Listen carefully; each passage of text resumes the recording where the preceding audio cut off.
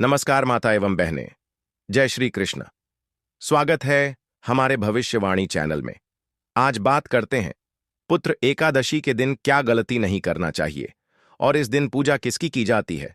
पूजा करने से आपके पुत्र जिंदगी चमक जाएगी। बस वीडियो को लास्ट तक देखें, बिल्कुल स्किप ना करें।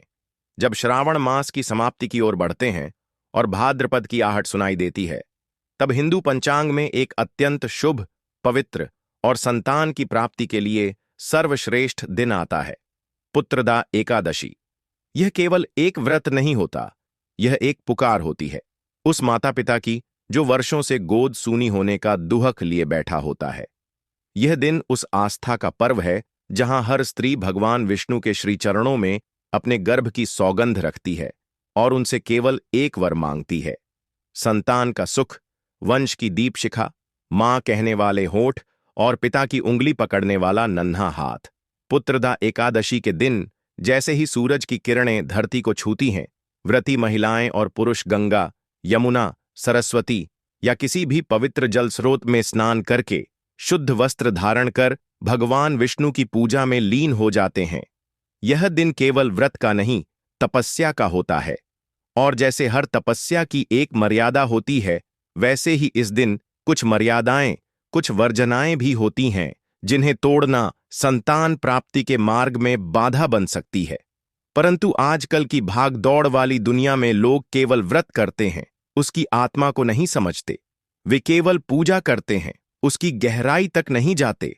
और इसी अज्ञानवश वे ऐसी 5 गलतियां कर बैठते हैं जो न केवल व्रत की शक्ति को नष्ट कर देती है, बल्कि संतान प्राप्ति के योग को भी दूर कर देती है।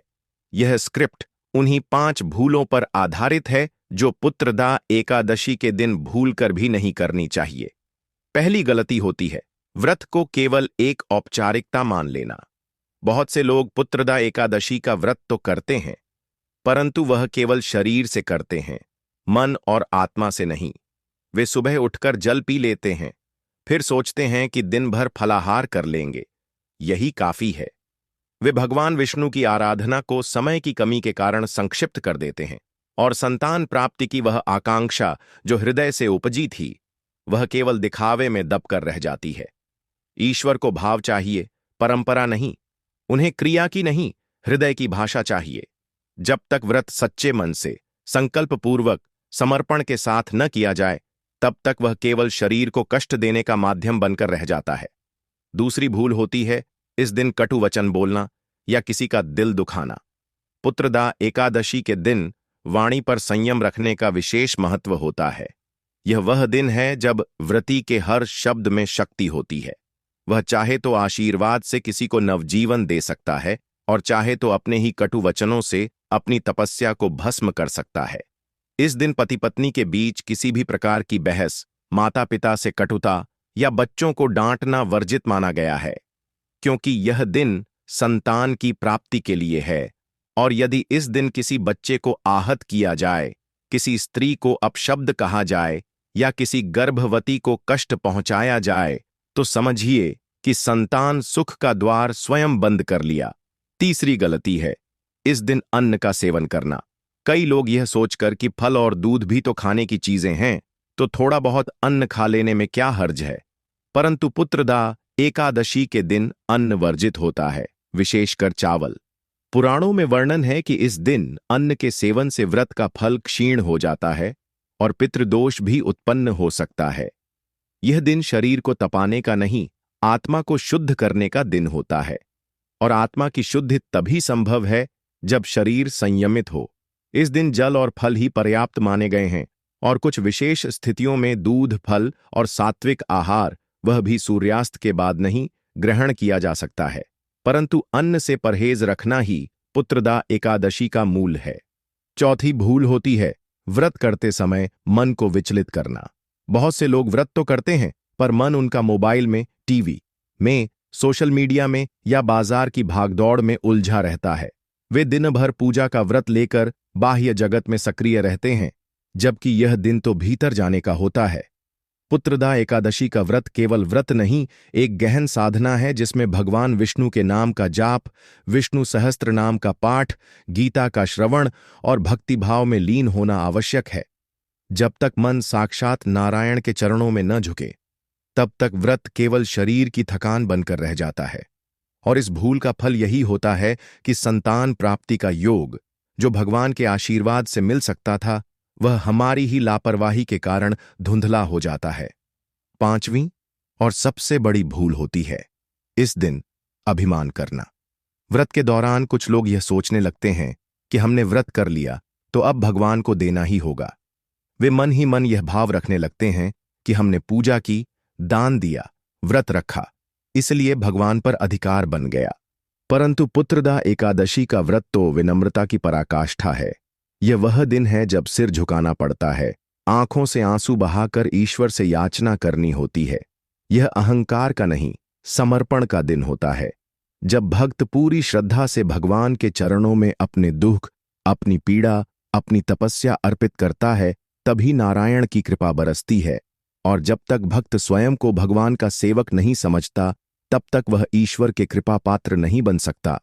पुत्रदा एकादशी का व्रत केवल संतान की प्राप्ति के लिए नहीं, बल्कि एक नवजीवन, एक नए युग, एक नई आशा के आरंभ का प्रतीक होता है। जब कोई स्त्री इस दिन व्रत रखती है, तो वह केवल एक मां बनने की इच्छा नहीं जताती, वह पूरे ब्रह्मांड से प्रार्थना करती है कि उसकी कोख वह पवित्र भूमि बने जहां ईश्वर स्वयं बाल रूप में जन्म लें। और जब कोई पुरुष इस दिन भगवान विष्णु का पूजन करता है, तो वह केवल संतान की प्राप्ति नहीं चाहता, वह एक उत्तराधिकारी, एक धर्मवाहक की कामना करता है। इस दिन की महिमा को केवल शास्त्रों में नहीं, अनुभवों में भी देखा गया है। इतिहास गवाह है, पुराणों में वर्णन है कि पुत्रदा एकादशी के व्रत से कितने ही निसंतान दंपत्तियों को संतान सुख प्राप्त हुआ। एक कथा के अनुसार भद्रावती नगर में राजा सुखेतुमान और रानी शैव्या को वर्षों तक संतान नहीं हुई। वे निराश हो चुके थे, परंतु एक दिन उन्होंने मुनियों से पुत्रदा एकादशी का व्रत करने की विधि जानी और विधिपूर्वक व्रत रखा। भगवान विष्णु की कृपा से उन्हें एक तेजस्वी पुत्र की प्राप्ति हुई। यह कथा केवल एक कहानी नहीं, बल्कि आस्था की जीती जागती मिसाल है। इस एकादशी पर भगवान विष्णु को पीले फूल, तुलसी पत्र, पंचामृत, दूध और घी का भोग लगाकर विष्णु सहस्त्र नाम का पाठ करें, शाम को दीपदान करें, व्रत कथा सुनें और रात्रि में भगवान के नाम का जाप करते हुए शयन करें। अगले दिन पारण करके जरूरतमंदों को दान दें। विशेषकर गर्भवती महिलाओं को फल, वस्त्र या दूध दान करना अत्यंत शुभ माना जाता है। यह केवल धार्मिक परंपरा नहीं, एक मातृत्व की भावना को सम्मान देने का तरीका है। व्रत के दिन यदि कोई भी कार्य केवल दिखावे के लिए किया जाए, तो उसका फल नहीं मिलता। यदि पूजा के बाद फिर वैसा ही आचरण हो, वैसी ही कटुता, वैसा ही स्वार्थ, तो ईश्वर की कृपा रुष्ट हो जाती है। इसलिए पुत्रदा एकादशी का व्रत केवल उस दिन के लिए नहीं, वह आने वाले जीवन के लिए होता है। वह जीवन की एक नई शुरुआत है, जिसमें आस्था, सेवा, संयम और समर्पण हो। तो इस एकादशी पर जब भी आप भगवान के सामने दीप जलाएं, तब यह प्रण करें कि भक्ति की जिस धारा में श्रद्धा और आस्था का संगम हो, वहां हर कार्य अपने आप पूज्य बन जाता है। जब कोई स्त्री पुत्रदा एकादशी का व्रत करती है, तो वह केवल अपने गर्भ की कामना नहीं करती, वह समस्त स्त्री जाति के मातृत्व को दिव्यता प्रदान करती है। उसका हर कर्म, हर संकल्प, हर भावना साक्षात देवी के रूप में प्रकट होती है। और जब कोई पुरुष इस दिन प्रभु नारायण की उपासना करता है, तो वह केवल संतान का नहीं, एक संस्कृति का वाहक बनने की तैयारी करता है। इसीलिए पुत्रदा एकादशी केवल एक दिन की साधना नहीं, यह एक जीवन पट है, एक यात्रा है आत्मा से भगवान तक की। लेकिन इस यात्रा को सफल बनाने के लिए सही दिशा, विधि और मर्यादा की आवश्यकता होती है। जैसे हर दीपक को जलाने के लिए बाती, तेल और अग्नि चाहिए, वैसे ही हर व्रत को पूर्ण करने के लिए पूजा की विधि, शुद्ध भावना और श्रद्धा चाहिए। आज हम उसी विधि की ओर चलेंगे, एक एक कर समझेंगे कि पुत्रदा एकादशी के दिन कैसे करें, भगवान विष्णु की पूजा किस प्रकार करें, व्रत का पालन और किन किन दानों से खोलें भाग्य के द्वार। सुबह ब्रह्म मुहूर्त में उठना इस व्रत की सबसे पहली सीढ़ी होती है। यह केवल एक धार्मिक नियम नहीं, बल्कि आत्मिक चेतना को जागृत करने का समय होता है।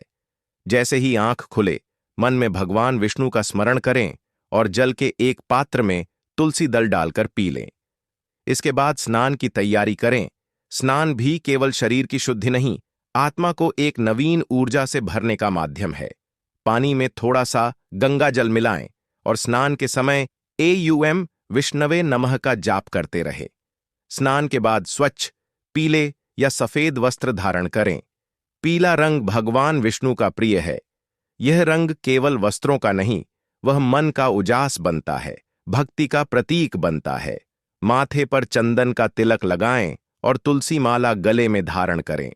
फिर पूर्व दिशा की ओर मुख करके एक पवित्र स्थान पर भगवान विष्णु की प्रतिमा या चित्र की स्थापना करें। प्रतिमा के पास एक जल का कलश, पंचमेवा, तुलसी पत्र, पीले पुष्प, धूप, दीप, रोली, चावल और फल रखें। पूजन की शुरुआत गणेश वंदना से करें। श्री गणेश विघ्नहर्ता हैं। हर पूजा उनके आह्वान के बिना अपूर्ण मानी जाती है। इसके बाद भगवान विष्णु का ध्यान करें और उनका आवाहन करें। एयूएम नारायणाय नमः मंत्र का जाप करते हुए उन्हें आशीर्वाद देने के लिए आमंत्रित करें। उनके चरणों में पुष्प अर्पित करें, तुलसी पत्र चढ़ाएं, पंचामृत से अभिषेक करें और शुद्ध जल से स्नान कराएं। अब दीप जलाएं और गूंज उठे वह मंत्र जो ब्रह्मांड के केंद्र से निकलता है, एयूएम नमो भगवते वासुदेवाय। यह केवल ध्वनि नहीं, यह वह कंपन है जो आपके संकल्प को भगवान तक पहुंचाता है। मंत्रों की शक्ति से वातावरण में दिव्यता फैलती है और हर दिशा में एक अदृश्य ऊर्जा का संचार होता है। विष्णु सहस्त्र नाम का पाठ करें। यदि समय या ज्ञान की कमी हो तो कम से कम एयूएम श्री विष्णवे नमः मंत्र का 108 बार जाप करें। पूजन के समय विशेष रूप से यह ध्यान रखें कि भगवान विष्णु को तुलसी पत्र अर्पित किए बिना कोई भी भोग या पूजा अधूरी मानी जाती है।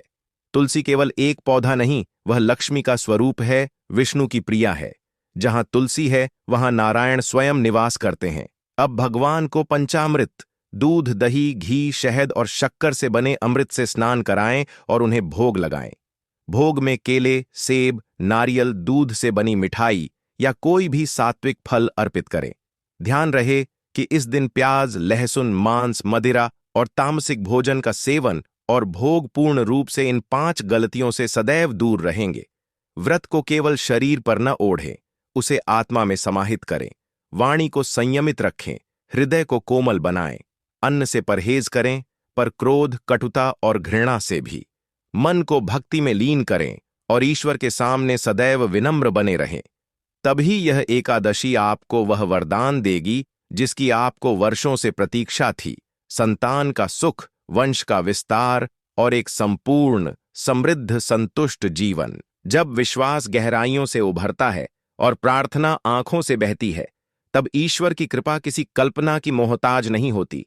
वह साकार हो उठती है, जैसे जल से अर्पण की गई कोई प्रतिमा धीरे धीरे सांस लेने लगे।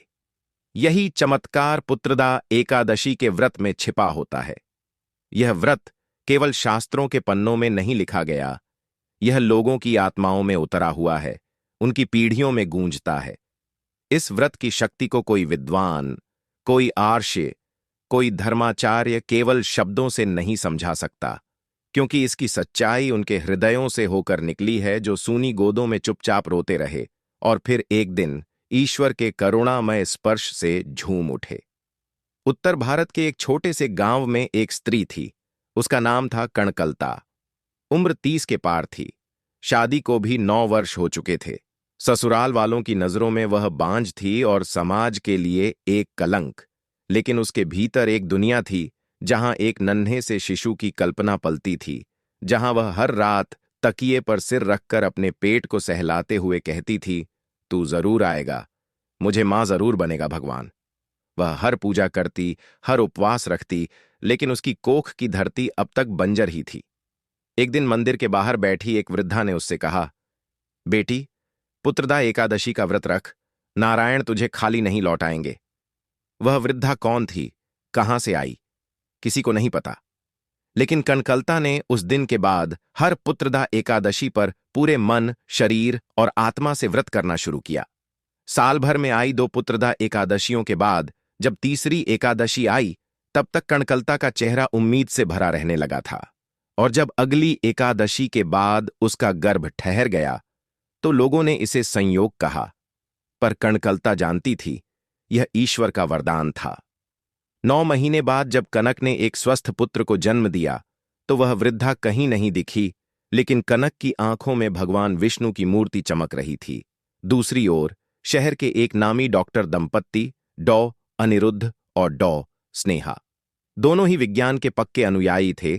आईवीएफ, आईयूआई, हर आधुनिक तकनीक अपनाई, पर संतान नहीं हुई। 5 साल की असफल कोशिशों ने स्नेहा को भीतर से तोड़ दिया था। एक दिन उनकी घर की सहायिका, जो गांव की थी, ने कहा, मैडम, विज्ञान जब चुप हो जाए तब एकादशी बोलती है। आप भी एक बार पुत्रदा एकादशी का व्रत रखकर देखिए। स्नेहा ने हंसकर बात टाल दी, लेकिन उस रात उसने भगवान विष्णु की तस्वीर के आगे बैठकर बहुत देर तक चुपचाप देखा। कुछ टूटा नहीं था उसके भीतर, बस बिखर गया था। अगली पुत्रदा एकादशी पर स्नेहा ने पूरी श्रद्धा से व्रत रखा। वह पूजा ठीक से नहीं जानती थी, पर उसकी आंखों में जो प्रार्थना थी वह शब्दों से कहीं ज्यादा शक्तिशाली थी। उसने अपने बच्चे का नाम भी सोच लिया था, विराज। अगर हुआ तो, और क्या आश्चर्य, जब अगली बार स्नेहा ने रिपोर्ट देखी तो वह मां बनने वाली थी। डॉक्टर होने के बावजूद उसकी आंखों से अविश्वास के आंसू बहने लगे। उसे पता था कि उस दिन प्रयोगशाला नहीं, परमात्मा बोल उठा था। बुंदेलखंड के एक गांव में एक किसान और उसकी पत्नी, बहुत साधारण जीवन, पर जीवन में एक अभाव, संतान का। पंडितों ने कुंडली देखकर कहा, आपकी जन्मपत्री में संतान योग नहीं है। यह सुनकर उसकी पत्नी ने जवाब दिया, यदि मेरी कोख में भगवान की कृपा नहीं है तो फिर ईश्वर किसकी मांग सुनते हैं। उसने पुत्रदा एकादशी का व्रत करना शुरू किया। हर महीने वह अपने खेतों में तुलसी लगाती और हर एकादशी को पूरे गांव की औरतों को बुलाकर सामूहिक विष्णु पूजा करवाती। उसने न कोई पंडित बुलाया, न कोई विशेष अनुष्ठान किया, बस हर बार तुलसी के आगे दीपक जलाकर रोती रही, गिड़गिड़ाती रही। तीसरे वर्ष की एकादशी के बाद वह गर्भवती हुई। वह दिन केवल उसके लिए नहीं, पूरे गांव के लिए चमत्कार था। एक कथा दक्षिण भारत से भी आती है। एक वृद्ध दंपत्ति जो 60 की उम्र पार कर चुके थे, उनका संतान नहीं था और अब उम्र के कारण वह इच्छा भी शांत हो चुकी थी।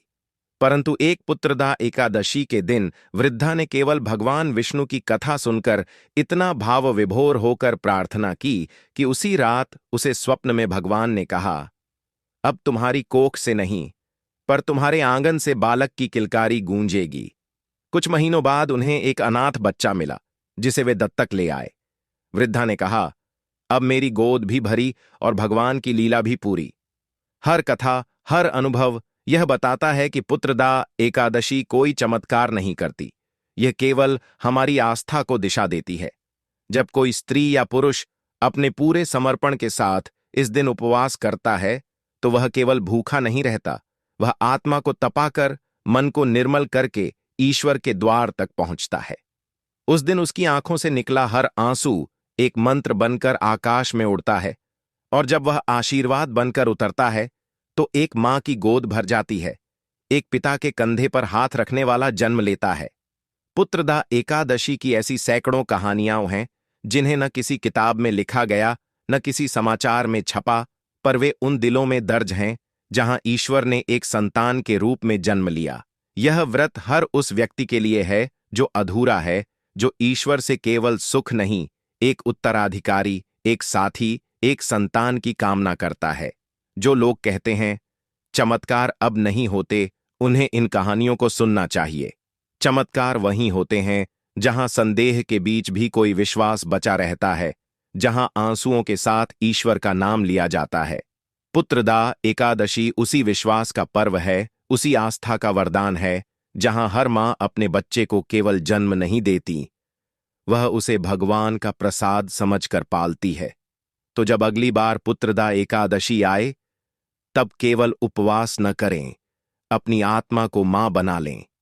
अपनी हर सांस में एक संतान की आह्वान रखें। जब किसी माँ के गर्भ में संतान नहीं ठहरती, जब वर्षों तक गोद सूनी रहती है, जब रिश्तेदारों की ताने, समाज की निगाहें और अपने ही परिवार का मौन जैसे नुकीले कांच बनकर दिल को चीरता है, तब केवल विज्ञान या दवा ही नहीं, बल्कि आस्था और ज्योतिष भी उत्तर बनने के लिए सामने आते हैं। पुत्रदा एकादशी, जो भगवान विष्णु की करुणा का सबसे बड़ा दिन है, वहीं ये तिथि उन लोगों के लिए भी आशा बनती है जिनकी जन्म कुंडली में संतान सुख बाधित है, जिनकी ग्रह स्थिति यह संकेत देती है कि संतान का योग कमजोर, विलंबित या बाधित है। परंतु हिंदू धर्म में ग्रह भी उसी शक्ति के अधीन हैं जिसका नाम है नारायण। और जब पुत्रदा एकादशी पर नारायण की आराधना की जाती है तो नवग्रह भी विनम्र हो जाते हैं। यही वह दिन है जब ग्रहों के दोषों को न केवल शांत किया जा सकता है, बल्कि उन्हें शुभ फलदायक भी बनाया जा सकता है, विशेषकर संतान प्राप्ति में सहायक ज्योतिषीय उपायों के माध्यम से।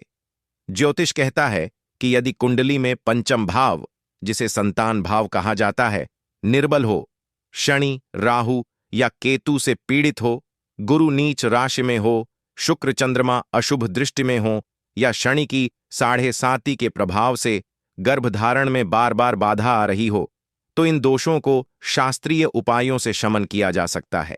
लेकिन ये उपाय केवल किसी भी दिन नहीं, बल्कि शुभ मुहूर्त और विशेष तिथियों पर करना अधिक फलदायी होता है। पुत्रदा एकादशी ऐसी ही एक अद्भुत तिथि है। पुत्रदा एकादशी के दिन सूर्योदय से पूर्व उठकर स्नान करना, शुद्ध वस्त्र पहनना और किसी शिव मंदिर या विष्णु मंदिर जाकर नवग्रहों की शांति हेतु विशेष जाप करना अत्यंत शुभ माना जाता है। इस दिन एयूएम नमो भगवते वासुदेवाय मंत्र के साथ साथ नवग्रह मंत्रों का जाप भी किया जाए तो यह संतान प्राप्ति में आ रही बाधाओं को हटाने में चमत्कारी सिद्ध होता है। यदि किसी स्त्री की कुंडली में शनि का प्रभाव पंचम भाव पर हो तो पुत्रदा एकादशी के दिन पीपल के वृक्ष के नीचे दिया जलाकर एयूएम शम शनैश्चराय नमः का 108 बार जाप करें और काली उड़द, तिल, सरसों का तेल, नीला वस्त्र और लोहे का छोटा टुकड़ा दान करें। इससे शनि की पीड़ा शांत होती है और गर्भधारण की संभावना बढ़ जाती है। यदि गुरु ग्रह नीच का है या पंचम भाव से हटकर अशुभ भावों में बैठा है तो पुत्रदा एकादशी के दिन केले के वृक्ष की पूजा करें, उसे जल चढ़ाएं और एयूएम ग्राम ग्रीं ग्रौम स गुरुवे नमः मंत्र का जाप कम से कम 108 बार करें। साथ ही पीले वस्त्र, चने की दाल, हल्दी और पीले पुष्प किसी ब्राह्मण को दान करें। यह उपाय गुरु को बल प्रदान करता है और स्त्री के गर्भ संबंधी दोषों को मिटाता है। जिन महिलाओं की कुंडली में राहु की दृष्टि या केतु की युति पंचम भाव में हो, उन्हें पुत्रदा एकादशी की रात्रि को एयूएम राम राहवे नमः या एयूएम के केतवे नमः मंत्रों का जाप करते हुए नीले रंग की वस्तुओं जैसे काले तिल, नीले फूल, उड़ीद की दाल आदि का दान करना चाहिए। राहु केतु को शांत किए बिना संतान सुख का द्वार नहीं खुलता, विशेषकर तब जब गर्भ बार बार गिरता हो या भ्रूण में दोष आता हो। चंद्रमा की अशुभ स्थिति विशेषकर स्त्री की मानसिक स्थिति और मासिक चक्र की अस्थिरता को दर्शाती है। पुत्रदा एकादशी के दिन चंद्रमा को अर्घ्य देना, शुद्ध जल में चावल और दूध मिलाकर चंद्रमा को अर्पित करना अत्यंत फलदायक होता है। साथ ही एयूएम सोमाय नमः का जाप कर चांदी, सफेद वस्त्र और चावल का दान करना चाहिए। कुछ स्त्रियों के लिए शुक्र दोष भी संतान प्राप्ति में बाधा बनता है। शुक्र यदि नीच का हो या मंगल के साथ अशुभ युति में हो तो पुत्रदा एकादशी के दिन एयूएम शुक्राय नमः का जाप करें, दूध, चावल, शक्कर, सफेद फूल और इत्र दान करें। साथ ही पति पत्नी दोनों को एक साथ भगवान विष्णु के समक्ष दीप जलाकर एक साथ विष्णु सहस्त्र नाम का पाठ करना चाहिए। इन ग्रहों के उपायों के साथ साथ पुत्रदा एकादशी के दिन विशेष यज्ञ और हवन भी किए जाते हैं। संतान गोपाल मंत्र का जप, संतान प्राप्ति हेतु रुद्राभिषेक और तुलसी पूजन अत्यंत प्रभावी माने गए हैं। विशेषकर एयूएम नमो भगवते वासुदेवाय के साथ साथ संतान गोपाल मंत्र एयूएम श्रीं ह्रीं क्लीं ग्लौं देवकी सुत गोविंद वासुदेव जगतपते देहि में तनयम कृष्ण त्वामहम शरणम गतः का जाप करने से संतान सुख शीघ्र प्राप्त होता है।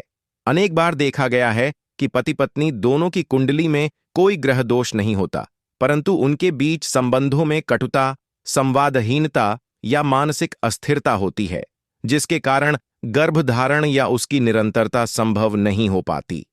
पुत्रदा एकादशी इस दृष्टि से भी महत्वपूर्ण है क्योंकि यह केवल शरीर की नहीं, आत्मा की एकता की साधना है। जब दोनों मिलकर इस दिन पूजा करते हैं, उपवास करते हैं और संकल्प लेते हैं, तब उनके बीच एक ऊर्जावान संबंध बनता है जो संतान के लिए एक सकारात्मक आभा प्रदान करता है।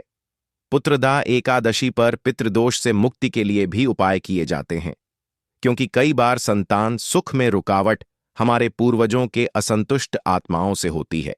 इस दिन पितरों के नाम से जलदान, तिलांजलि, काले तिल और जल से अर्घ्य देने से पितृदोष शांत होता है और संतान प्राप्ति के मार्ग खुलते हैं। कई ज्योतिषाचार्य पुत्रदा एकादशी पर रुद्राक्ष धारण करने की भी सलाह देते हैं। विशेष रूप से 6 मुखी और 10 मुखी रुद्राक्ष स्त्री पुरुष दोनों के लिए संतान सुख के लिए लाभकारी होते हैं। इस दिन रुद्राक्ष को गंगा जल से धोकर एयूएम नमः शिवाय और एयूएम नमो भगवते वासुदेवाय मंत्रों के साथ धारण करें। इन समस्त उपायों में सबसे महत्वपूर्ण बात यह है कि कोई भी उपाय केवल मंत्र, जाप या दान से फलदायक नहीं होता जब तक उसमें श्रद्धा और सच्चा संकल्प न हो। पुत्रदा एकादशी के दिन किया गया हर कार्य तभी चमत्कार लाता है जब वह केवल संतान की प्राप्ति के लिए नहीं, बल्कि एक सच्चे माँ बाप बनने की भावना से किया जाए। क्योंकि ईश्वर केवल देने से पहले परखता है कि जो माँ बनने की प्रार्थना कर रही है वह मातृत्व के त्याग को समझती है या नहीं। जो पिता संतान मांग रहा है वह उत्तरदायित्व का वह भार उठाने को तैयार है या नहीं। जब यह परीक्षा सच्ची हो जाती है तब भगवान केवल संतान नहीं देते, वे अपने अंश को भेजते हैं जो माता पिता के जीवन को ईश्वर से जोड़ देता है। इसलिए जब आप पुत्रदा एकादशी के दिन ये ज्योतिषीय उपाय करें तो केवल मंत्रों की गिनती न करें, अपने हृदय की पुकार गिनें, अपनी हर आह को संकल्प बना लें और अपने हर भाव को भगवान विष्णु के चरणों में अर्पित कर दें। तब कोई ग्रह बाधा नहीं बनेगा, कोई दोष आपका रास्ता नहीं रोकेगा। तब संतान का सुख नहीं, एक दैवीय वरदान आपकी गोद में आ बैठेगा। जब एक स्त्री की गोद सूनी हो, जब एक पुरुष के वंश की लौ मंद पड़ रही हो, जब एक घर के आंगन में बच्चों की किलकारियां न सुनाई देती हों, तब वहां सन्नाटा नहीं बल्कि सूनी उम्मीदों की गूंज होती है। और ऐसे में अगर कोई व्रत, कोई दिन, कोई उपाय उस निराश मन को संबल दे सके तो वह मात्र एक दिन नहीं होता, वह ईश्वर की ओर से भेजी गई कृपा की एक किरण होती है। पुत्रदा एकादशी ऐसा ही एक विशेष दिन है जब माता पिता अपने संतान सुख की प्राप्ति के लिए भगवान विष्णु के चरणों में झुकते हैं। परंतु जैसे सूर्य निकलने पर भी यदि हम आंखें बंद कर लें तो उजाला नहीं दिखता, वैसे ही यदि व्रत तो करें पर शुद्ध भाव, सही आचरण और निष्कलंक व्यवहार न हो तो उसका पूर्ण फल नहीं मिलता। पुत्रदा एकादशी पर कुछ ऐसे कार्य हैं जिन्हें भूलकर भी नहीं करना चाहिए, वरना यह पुण्यदायी तिथि भी निष्फल हो सकती है।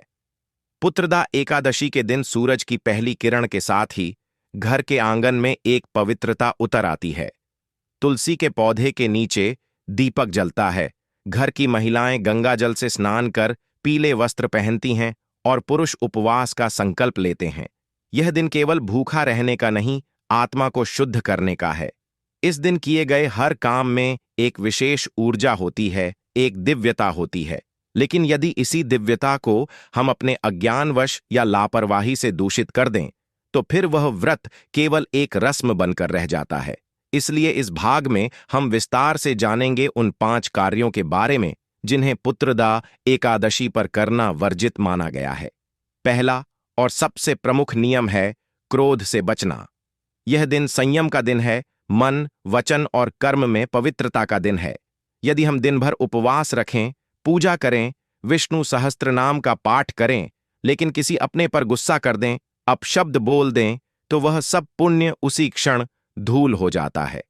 पुत्र प्राप्ति की इच्छा रखने वाले माता पिता के लिए यह दिन मानसिक शांति और प्रेम से भरा होना चाहिए। जिस मन में घृणा हो वहां भगवान वास नहीं करते। जो वाणी दूसरों को चोट पहुंचाए वह व्रत की पवित्रता को भंग कर देती है। इसलिए सबसे पहला और जरूरी नियम है, वाणी और व्यवहार में मधुरता रखें, क्रोध को दूर करें। दूसरा कार्य है अनाज और तामसिक भोजन का सेवन। पुत्रदा एकादशी पर अन्न, चावल, दाल, मांस, प्याज, लहसुन आदि तामसिक वस्तुओं का सेवन वर्जित है। इस दिन केवल फल, दूध और एकादशी के नियम अनुसार व्रत के आहार ही ग्रहण करें। शरीर को शुद्ध रखने के साथ साथ यह आहार मन को भी निर्मल करता है। जब तक मन निर्मल नहीं होगा, तब तक ईश्वर का आशीर्वाद नहीं मिलेगा। माता पिता जो संतान की कामना करते हैं, उनके मन में भी उस संतान के लिए पवित्रता होनी चाहिए। एक साफ और सच्चा मन ही संतान के लिए योग्य भूमि बन सकता है। इसीलिए अन्न का त्याग केवल शरीर से नहीं, बल्कि मन की तैयारी का प्रतीक है। तीसरा, इस दिन किसी भी प्रकार की निंदा, चुगली या अपमान का कार्य करना पाप माना गया है। पुत्रदा एकादशी केवल पूजा का दिन नहीं, बल्कि अपने व्यवहार को सुधारने का अवसर है। यह दिन दूसरों के दोष देखने का नहीं, स्वयं में झांकने का दिन है। जब एक दंपति संतान की इच्छा लिए ईश्वर के चरणों में बैठते हैं, तो वह केवल दुआ नहीं मांगते, वह स्वयं को उस जिम्मेदारी के योग्य बनाने का प्रण लेते हैं। एक अच्छा माता पिता वही बन सकता है जो अपने आचरण में ईमानदार हो, जो किसी के भी प्रति द्वेष न रखे। निंदा करने वाला व्यक्ति अपने भीतर जहर भरता है और ऐसे मन में ईश्वर कभी संतान का बीज नहीं बोता। चौथा, बड़ा नियम है, दिन भर आलस्य या प्रमाद में पड़े रहना। पुत्रदा एकादशी का व्रत केवल सोने और भूखे रहने का नाम नहीं है। यह दिन जागरण, पाठ, भजन और ध्यान का दिन है। जब आप सोते हैं तो आपकी आत्मा भी निष्क्रिय हो जाती है, लेकिन जब आप जागते हैं, भजन करते हैं, विष्णु भगवान के नाम का जाप करते हैं, तो आपकी आत्मा स्वयं श्रीहरि के समीप जाती है। इसलिए इस दिन रात्रि में भी संभव हो तो कीर्तन करें, तुलसी के पास दीपक जलाएं, विष्णु सहस्त्र नाम पढ़ें और अपने भावों को भगवान के चरणों में अर्पण करें। यही जागरण आपकी तपस्या को पूर्ण करता है। पांचवां और सबसे संवेदनशील नियम, इस दिन पति पत्नी के बीच शारीरिक संबंध वर्जित माने गए हैं। यह व्रत ब्रह्मचर्य का पालन करने का होता है। जब मनुष्य भगवान से संतान की प्रार्थना कर रहा हो, तब उसकी साधना में संयम होना चाहिए। ब्रह्मचर्य केवल देह से नहीं, बल्कि मन से होता है। एक तपस्वी जब अपने संकल्प में दृढ़ रहता है, तभी उसका पुण्य फलित होता है। इसलिए इस दिन पति पत्नी एक दूसरे को भावनात्मक सहारा दें, आध्यात्मिक रूप से जुड़ें, लेकिन ब्रह्मचर्य का पालन करें। पुत्रदा एकादशी कोई साधारण तिथि नहीं है। यह वह क्षण है जब आपके पूर्व जन्मों के कर्मों के बंद दरवाजे खुलते हैं, जब भगवान विष्णु स्वयं अपने भक्तों के पापों को क्षमा करते हैं और उन्हें नवजीवन का वरदान देते हैं। इस दिन भगवान के चरणों में गहराई से जुड़ने के लिए केवल मंत्रों की आवश्यकता नहीं, बल्कि एक सच्चे और शुद्ध हृदय की आवश्यकता होती है। कल्पना कीजिए उस स्त्री की जो बरसों से मां बनने के लिए तरस रही है। वह पुत्रदा एकादशी के दिन व्रत करती है, पूरे भाव से विष्णु भगवान की पूजा करती है, हर नियम का पालन करती है, लेकिन अनजाने में एक गलती कर बैठती है, किसी से झगड़ लेती है, व्रत तोड़ देती है या आलस्य में दिन काट देती है। उसके तप का फल अधूरा रह जाता है। इसलिए यदि आपने यह व्रत लिया है, तो पूर्ण श्रद्धा और नियम के साथ इसे निभाइए। भगवान आपके भावों को समझते हैं, लेकिन आपकी लापरवाही को क्षमा नहीं करते। पुत्रदा एकादशी पर इन 5 बातों का पालन करके ही आप उस पवित्र ऊर्जा को अपने जीवन में आमंत्रित कर सकते हैं, जो एक स्वस्थ, बुद्धिमान और संस्कारी संतान का रूप लेकर आपके जीवन को पूर्णता देगी। यह केवल एक दिन का व्रत नहीं, यह एक तपस्या है, एक आत्मिक प्रयास है, एक ईश्वरीय संवाद है। दोस्तों, वीडियो अच्छी लगी हो तो वीडियो को लाइक और चैनल सब्सक्राइब कर लें, ताकि सबसे पहले वीडियो आपके पास आए, और कमेंट में जय श्री कृष्णा जरूर लिखें। धन्यवाद।